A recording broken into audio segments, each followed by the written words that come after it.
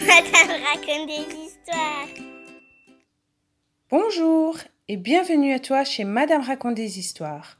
Aujourd'hui, je t'emmène à l'aventure pour l'histoire de Toy Story 2. Alors si tu es prêt, c'est parti! Tu as tort d'attaquer le shérif Woody et son ami Buzz l'éclair, s'écrie Andy avant de brandir ses deux jouets préférés. Soudain, crac! Catastrophe! Le bras de Woody se déchire dans le feu de l'action. Navré, Andy, qui part le jour même en colonie de vacances, doit renoncer à emporter le cow-boy dans ses bagages. Woody se retrouve alors sur une étagère et regarde avec ses amis s'éloigner la voiture qui emporte le jeune garçon. Jamais Andy n'est encore parti en vacances sans Woody. Se souviendra-t-il de lui à son retour? Mais il n'a pas le temps de s'apitoyer. Près de lui, une toux résonne, suivie d'un gros soupir. C'est le pingouin Siffly. Siffly, que se passe-t-il? Tu es malade? Demande Woody, inquiet. Ma voix est cassée, répond tristement le pingouin. Du coup, Andy m'a rangé là et m'a oublié. Et avec la brocante organisée cet après-midi dans son jardin par Madame Davis, je sais hélas ce qui m'attend.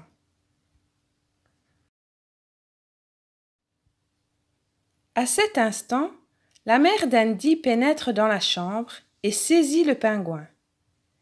Comme il l'avait prédit, elle va le vendre avec d'autres objets usagés. Pas question de la laisser faire, décide Woody. Vite, il appelle Razmot le chien d'Andy et saute sur son dos. En un clin d'œil, Siffly est sauvé. Mais au retour, Woody glisse et tombe dans l'un des cartons. Et quand Razmot s'en aperçoit, il est trop tard. Car une main avide s'est déjà emparée de lui. « Combien pour ce jouet ?» demande une voix d'homme. Une heure plus tard, Woody découvre qu'il a été acheté par un collectionneur. Intrigué, il s'échappe de la vitrine dans laquelle on l'a enfermé. Plusieurs jouets, ravis de le voir, se précipitent alors à sa rencontre. Jessie, la cowgirl, Papy Pépite, le chercheur d'or et Pile-Poil, le cheval le plus rapide du Far West. Nous sommes tous les personnages de la bande à Woody, une ancienne série de télévision. Nous n'attendions plus que toi pour être au complet, explique Papy Pépite. Stupéfait, Woody découvre que jadis, il était la star de tous les enfants. Pendant ce temps, chez Andy, les jouets se sont réunis. Il faut retrouver Woody. Heureusement, Buzz a relevé la plaque d'immatriculation de la voiture de l'acheteur. Il s'agit d'un certain Hal, qui vit au-dessus de sa boutique de jouets. Woody a risqué sa vie pour moi. Je dois l'aider. Qui m'accompagne? Demande Buzz. Aussitôt, Zigzag, Monsieur Patate, Bayonne et Rex se portent volontaires. La nuit venue, tous s'échappent de la maison. « En route, les amis !»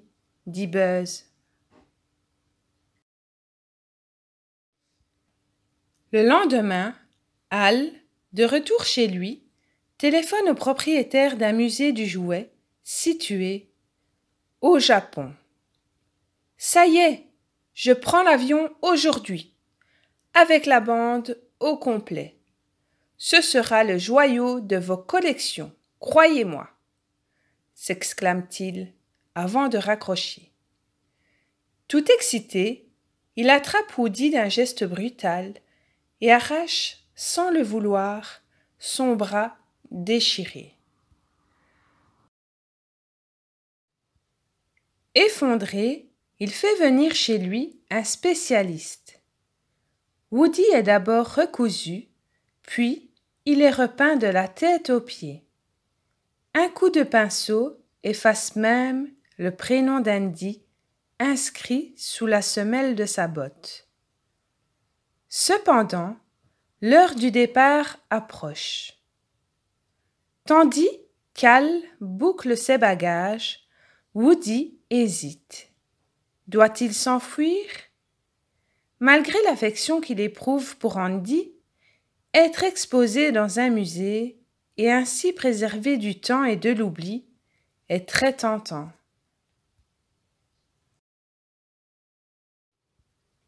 C'est alors que, menés par Buzz, ses amis s'introduisent dans l'appartement. « Woody, enfin te voilà! On est venu te sauver !» s'exclame Buzz, enchanté de revoir le cow-boy. « Rentrons vite à la maison !»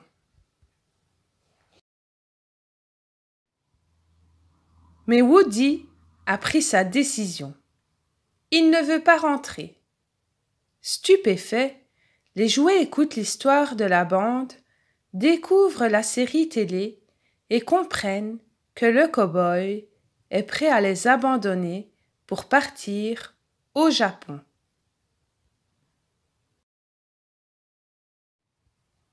Un musée?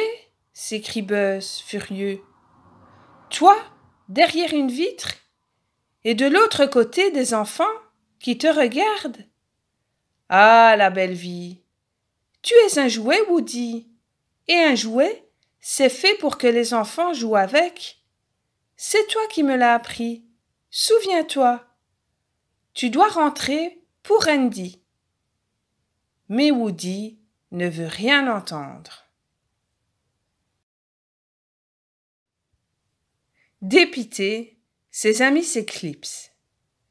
Woody les regarde partir, puis jette un œil sur sa série télévisée.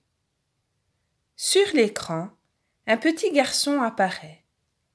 Il ressemble tant à Andy. « Mais qu'est-ce qui me prend ?» sursaute Woody, avant de gratter sa semelle pour lire le prénom de son ami. Andy va grandir, peut-être l'oublier. Et alors? En attendant, Woody souhaite passer chaque instant de sa vie avec lui.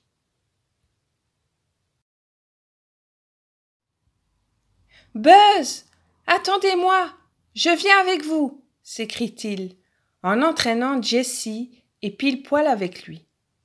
Seul Papy Pépite ne l'entend pas de cette oreille. Mais au moment où il sort de sa boîte pour les arrêter, Al revient dans la pièce et saisit toute la bande. Malgré les efforts de Zigzag pour le libérer, Woody, retenu par Papy Pépite, se retrouve enfermé dans une mallette. En route pour l'aéroport, le Japon et le musée. Buzz et ses compères se précipitent hors de la maison. « Il faut les suivre » gémit Rex, en regardant la voiture d'Al s'éloigner. L'instant d'après, les jouets bondissent dans une camionnette de livraison. Zigzag, tu prends les pédales, Rex, tu nous guides, Bayonne et Monsieur Patate au levier de vitesse, ordonne Buzz. L'engin démarre, et les voilà partis vers l'aéroport. À leur arrivée, ils repèrent la mallette sur le tapis roulant qui emporte les bagages vers l'avion. Aussitôt, Buzz décolle et arrache Woody et Pile-Poil des griffes de Papy Pépite, qui, propulsé en l'air, atterrit au fond d'un sac à dos rempli de vieilles poupées. Bien fait pour lui. Mais il faut encore libérer Jessie. Grâce à Pile-Poil, Buzz et Woody parviennent à rejoindre l'avion avant son décollage. Puis, Woody se glisse dans les soutes avec le dernier chargement de bagages, ouvre la mallette et libère la cowgirl. Woody déroule alors la ficelle de son mécanisme et après s'être balancés un instant en l'air, tous deux sautent sur Pile-Poil. Quel exploit! Bravo, cow-boy! Applaudit Buzz. Maintenant, tous à la maison! S'exclame Woody d'une voix joyeuse. À son retour, Andy a hâte de retrouver ses jouets. Il file droit dans sa chambre. Woody et Buzz sont là, ainsi que deux nouveaux jouets tout neufs, Pile-Poil et Jessie. « Génial! Merci, maman !» s'écrie le jeune garçon en commençant à jouer avec eux. «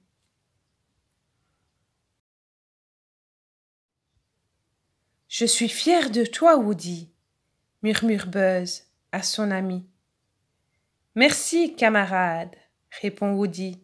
« Tu sais, même si l'on dit que tout a une fin, c'est bon d'avoir Buzz l'éclair pour meilleur ami. »« Ah, mais je le resterai jusqu'à l'infini et au-delà, » promet Buzz.